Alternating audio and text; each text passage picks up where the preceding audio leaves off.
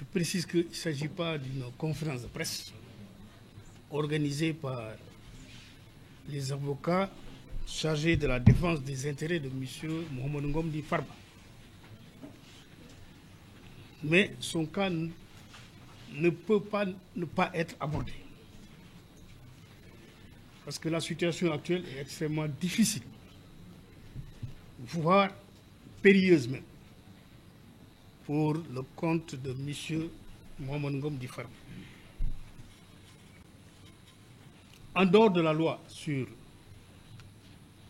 le pôle financier, sur le blanchiment, dont les dispositions, surtout la loi sur le blanchiment, violent impunément et violent gravement les dispositions, toutes les conventions internationales signées par le Sénégal, en ce que les rapports de la CENTIF ne sont pas contradictoires, en ce que la personne mise en cause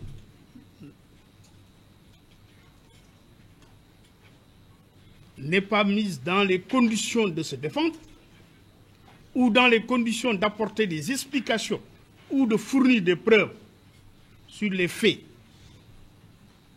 qui lui sont éventuellement reprochés. Mais non, qu'est-ce qu'on fait? On s'empresse de prendre la personne, de l'inculper, de la placer sous mandat de dépôt et ensuite aller chercher des preuves. Je pense que la meilleure démarche aurait été pour les juges d'instruction qui sont saisis par le procureur, parce que c'est vrai que la loi sur le blanchiment dispose clairement que le procureur saisi d'un rapport de la CENTIF saisit immédiatement un juge d'instruction. Mais le juge d'instruction n'est pas tenu de suivre le procureur dans son réquisitoire éventuel. Parce que le juge d'instruction peut, par une délégation judiciaire, demander à la police ou à la gendarmerie de mener une enquête. C'est un préalable. De mener une enquête pour éviter que la personne ne soit placée sous mandat de dépôt. C'est ça la procédure qu'il faut respecter. C'est ça le principe du contradictoire qui est absent dans la loi qui régit la CENTIF.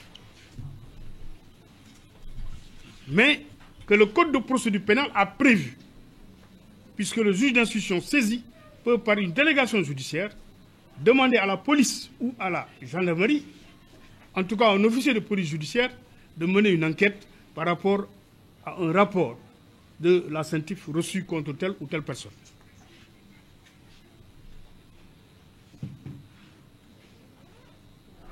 Et aujourd'hui, qu'est-ce qui se passe concernant le cas précisément de M. Farba Ngom?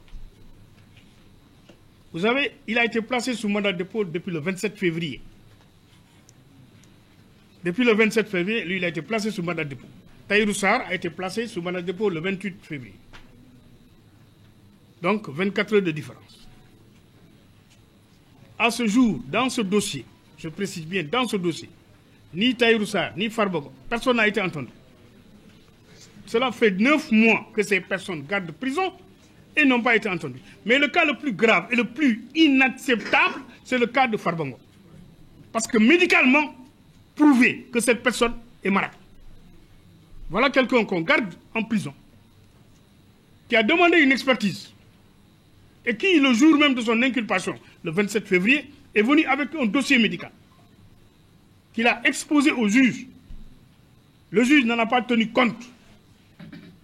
On a introduit une demande d'expertise médicale. Le juge a accédé à la demande, désigné le professeur Alassane Mbaye, qui a déposé un rapport pour dire que son état est incompatible avec la vie en milieu carcéral. Le procureur de la République s'y oppose, demande une contre-expertise, et cette fois-ci, il demande la désignation de 3 experts.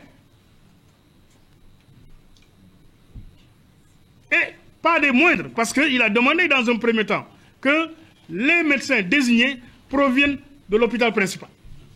Parce qu'il n'a pas confiance aux médecins civils. Pour lui, certainement, les médecins civils, c'est des médecins corrompus.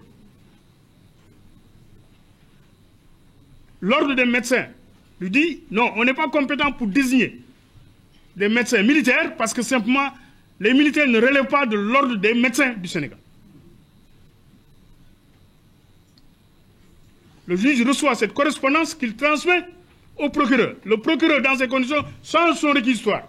Dit au juge, bon, donc, désormais, désignez 3 médecins civils. Donc, l'ordre des médecins propose 3 médecins qui sont des professeurs. Ce n'est même pas des médecins, c'est des professeurs. Ces 3 professeurs déposent un rapport qui confirme le rapport déposé par le précédent, c'est-à-dire le professeur Alassane Mbaye. Et ils vont plus loin pour dire qu'il y a une maladie que nous avons détectée et que l'autre n'a pas vue.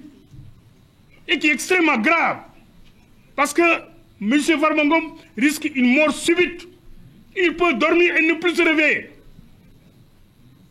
Son état est incompatible avec la vie en milieu carcéral. Mais dans ces conditions, qu'est-ce qu'on fait? Normalement, la personne doit être mise en liberté. La loi est claire. C'est la main levée du mandat de dépôt. On dit non, non, non, on veut un centre hospitalier. C'est ce qui est quand même bizarre. C'est qu'aujourd'hui, que l'on ne prenne pas le courage d'appliquer la loi. Or, la loi est claire. Lorsque l'état de santé est incompatible avec la vie en milieu carcéral, la personne, le mandat de dépôt qui est décerné contre cette personne doit être levé. On nous dit même que les médecins auraient dû dire, même dans un centre hospitalier. Mais un centre hospitalier, c'est le milieu carcéral. Parce que vous vivez les mêmes conditions. Je vous donne un exemple. Quand la personne est mise dans un hôpital, il y a toujours l'administration pénitentiaire qui veille au grain. Donc c'est le milieu carcéral. Parce que vous êtes soumis aux mêmes conditions de détention. Vous n'avez pas le droit de recevoir n'importe qui. Vous avez à la porte de votre lit d'hôpital, vous avez un garde pénitentiaire. Et aux alentours. Donc, c'est toujours le prolongement du milieu carcéral. Mais ce qu'il faut faire, c'est au simple, c'est de donner main levée du mandat. C'est-à-dire que M. Farmangom sorte de prison, qu'il aille chez lui, qu'on le place sous contrôle judiciaire au besoin. Mais la loi, elle est claire. Mais qu'est-ce qu'on fait? On ferme les yeux.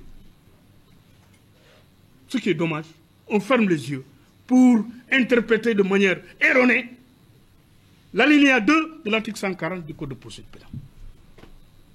Et c'est ce qui est grave. Parce qu'on ne peut pas ne pas en faire cas. Parce que simplement, la loi sur la CENTIF, c'est une loi scélérate. C'est une loi scélérate parce que simplement, la personne n'est pas mise à même de justifier ou même de prouver son innocence. C'est-à-dire, en fait, on vous prend poings et mains liés, on vous jette en prison. Et on va chercher des preuves. Et dans ce dossier, précisément de Farmangom, on nous dit que l'argent provient du trésor. Mais l'argent n'est pas tombé du ciel, donc. Ça veut dire que l'argent est sorti du trésor par une procédure, quand même.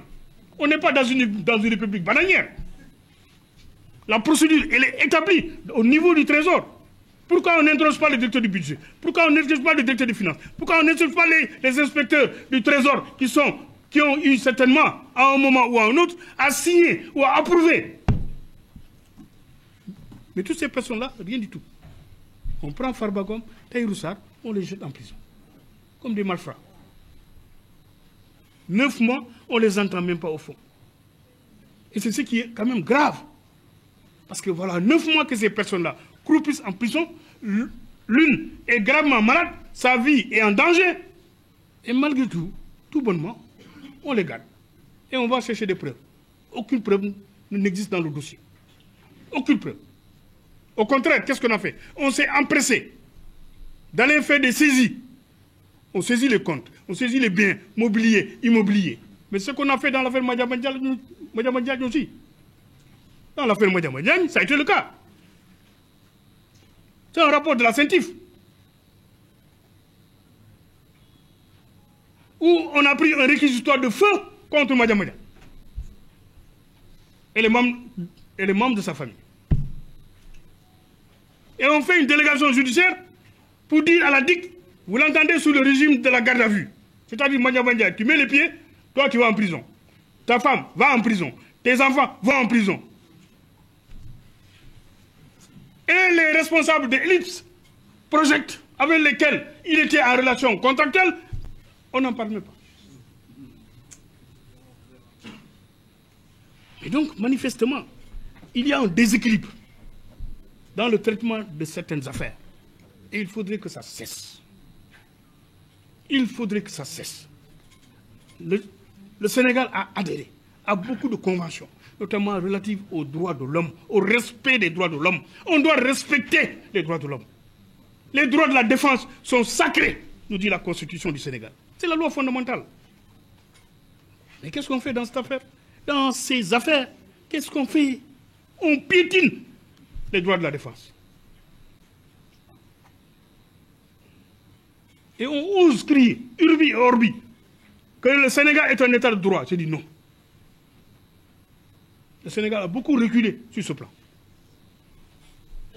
Parce que le respect des droits de la défense, c'est de permettre à la personne de se défendre. C'est d'entendre la personne dans le plus bref délai.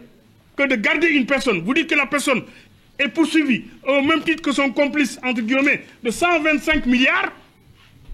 125 milliards, ce n'est pas 125 000 francs. Ce n'est pas 125 millions. C'est 125 milliards. Et qu'est-ce qu'on fait? Donc on vous garde pendant 9 mois. On ne vous entend même pas sur les 125 milliards. Alors qu'on vous dit que vous avez volé 125 milliards au trésor public. Mais comme il faut être sérieux dans la vie. Il faut être sérieux. Donc c'est pourquoi nous estimons que, en ce qui les concerne quand même, il y a beaucoup de choses à voir, à revoir. Et que l'ouvrage que notre doyen va mettre sur le marché, cet ouvrage-là nous permettra